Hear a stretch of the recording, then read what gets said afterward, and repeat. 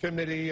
It's pretty outrageous when you think about it, Senator Paul. The United States spends all these billions of dollars in Afghanistan, still has 66,000 troops there, and he says, Hamid Karzai, that the U.S. is actually colluding with the Taliban. What do you make of this? Well, it's a great deal of disrespect for a man that largely came into being and came into power because of our help. It's what I question sometimes when, we're asked to send our young men and women over there to lose their lives, and we're treated with disrespect by our allies. So I find it very troubling, but I think we've accomplished our goals there. We got bin Laden. We disrupted the Taliban that was harboring him. We disrupted the government that was harboring him. I think we've achieved our goals, and I think it is time to come home. So you would accelerate the withdrawal schedule. Right now, U.S. troops are supposed to be out by the end of 2014, almost 2 years from now. What kind of timetable would you like? Well, we've been there nearly 12 years. I think it's time to come home. I don't think there'll ever be a time when there's not going to be combat and there's not going to be some form of war. But 12 years is a long time for the host country not to have stepped up now and begin to defend their country. I think they will have to step up, and I think when we do leave, they will step up, or there'll be a civil war. So I think it is time to come home. The exact timetable, though, I think has to be done in conjunction with the generals and trying to figure out how you can safely exit a war that you've been in for so long. And it's costing the U.S. taxpayers about $2 billion a week to maintain that military presence in Afghanistan. Another secretary, the Secretary of State, he was in Egypt the other day. He offered another $250 million to the Egyptian government, a Muslim Brotherhood-led government in Egypt. Is this something you support? Well, we have no White House tours right now, but they've got $250 million to give to Egypt, extra beyond the $2 billion we give. I can tell you that people are outraged. When I talk to working class people and they find that their taxes are being sent to a country that burns our flag and chants death to America.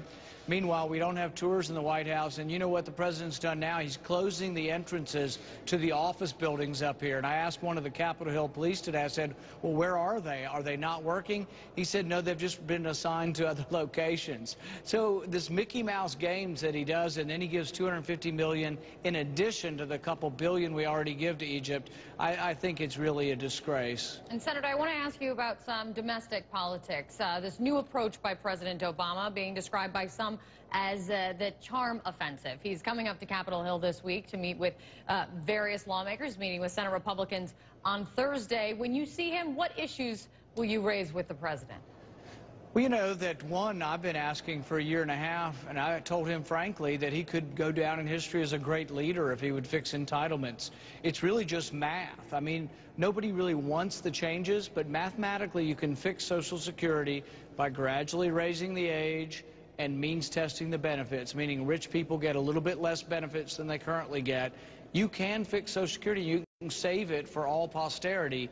But instead, the other side continues to use it as a political weapon. But if he wanted to rise up and be a great leader, he would come to us and fix Social Security. But not as some grand thing that, oh yeah, if you'll raise taxes more, I'll fix Social Security. Why don't you fix Social Security just because it's broken? Why would we have to trade something that we've already done once that we think's bad for the economy, which is a separate issue? Why don't we just fix something that's broken because we're good people and we should fix Social Security for future generations? You know the politics of Capitol Hill, better than most. Do you think that's even possible for that to happen? Only entitlement reform without some serious tax reform in conjunction at this point in time? Absolutely, it's possible. In fact, I think the grand deal, the big bargain's impossible. Why? I don't think, because there are too many moving parts. So let's say you and I agree on some issues. Why don't we pass the issues that we agree on? But if you have 1,000 issues, maybe we never get to an agreement. But let's say we have 1,000 issues and we break it up into pockets of 100, we might be able to get to 100. Or if we have 100 issues, you break it up into packets of 10. We can never get to where we can agree on every issue. So, for example, the corporate income tax right now is 35%. It's 17% in Canada. It's in the low 20s in Europe. I would tomorrow cut the corporate income tax in half and do it by itself. because I think many Democrats know that that would help the economy, and so do many Republicans. But if you make that the sweetener for tax reform, and tax reform never comes, that's why the American people are unhappy with us, because we never do anything, but we're looking for too big a deals. Let's carve it up into smaller deals. What have you learned, Senator, from your dad's experiences as a presidential candidate? Because you now say you're seriously considering a run in 2016. Well, I don't know if it's what I've learned so much is that I think the country is starting to understand that the candidates we're putting forward and what we're talking about as Republicans isn't appealing to a large enough group of people. And if we want to be the party from the red states are getting redder, but the purple and blue states are leaving us behind. So we have to figure out how to be competitive in California, competitive in New York. And one of the things he did figure out is how to appeal to youth. I think the youth are captivated by stands on principle. I think our stand for trial by jury and for not droning Americans was something that a lot of young people accepted. They'd like you to stand on principle and stand on something you really believe in. Senator Rand Paul from Kentucky. Senator, thank you so much.